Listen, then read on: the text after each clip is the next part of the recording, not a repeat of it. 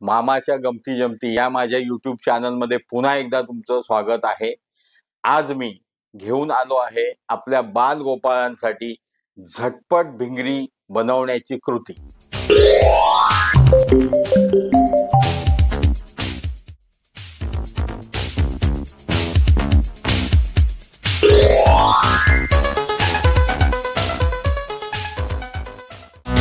लागणार आहे 15 bye 15 सेंटीमीटरचा craft paper.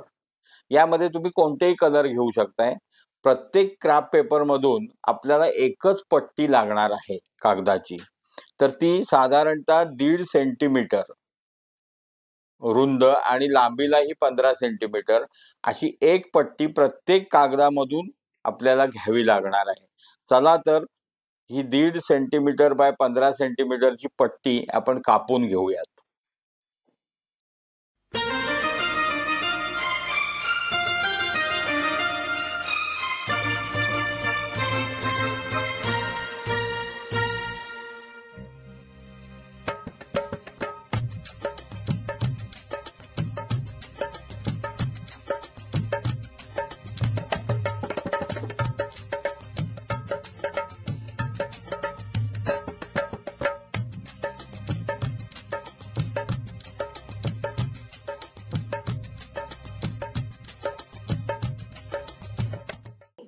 आपल्याला एका भिंगरीसाठी ह्या 3 पट्ट्यांची गरज लागणार आहे।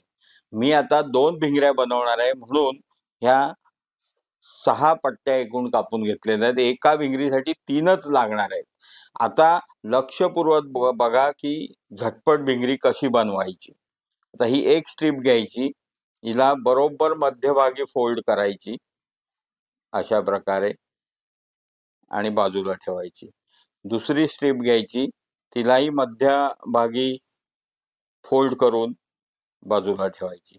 तिसरी स्ट्रीप घ्यायची, तिलाही मध्यभागी फोल्ड करून बाजूला ठेवायची।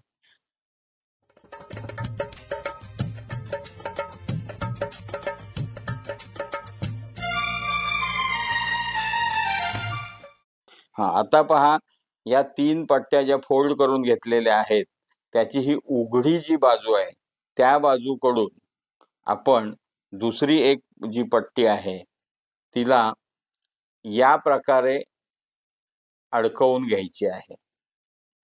त्यानंतर ही जी उघडी बाजू आहे याला आणखी तिसऱ्या पट्टीने या प्रकारे अडकवून घ्यायचं आहे आणि ही उघडी बाजू या पहिल्या पट्टीच्या बंद बाजूमधून बाहेर काढायची आहे। हे पहा, आणि असं केल्यानंतर हे असं हळूहळू ओढून फिक्स करायचं आहे, पक्क बसवायचं आहे। हळूहळू ओढायचं आहे, कागद तुटता कामा नये। आणि ही अशा प्रकारे आपली भिंगरी विंडमिल तयार झालेली आहे। आपली ही एक भिंगरी बनवून झालेली आहे। आता आपण दुसरी भिंगरी बनवत आहोत। अत्यंत बारकाईने निरीक्षण करा। हे पहा,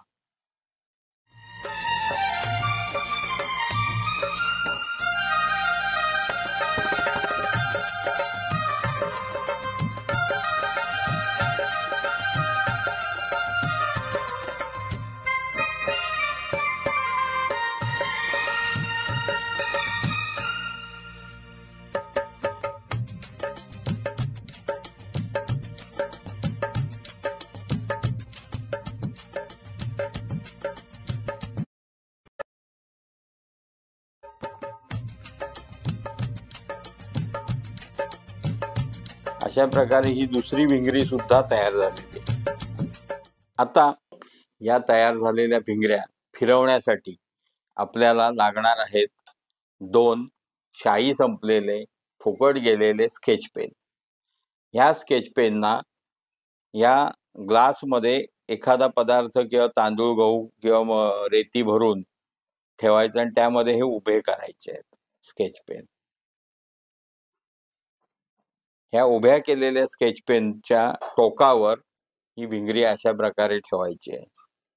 दुसरी भिंगरी या प्रकारे ठेवायची आहे आणि आता पहा, या भिंगऱ्या फॅन खाली, सिलिंग फॅन खाली आपण ठेवलेल्या आहेत आणि त्या अशा प्रकारे सुंदर फिरत आहेत. पहा, हे पहा, असं सिलिंग फॅन खाली या भिंगऱ्या फिरतात.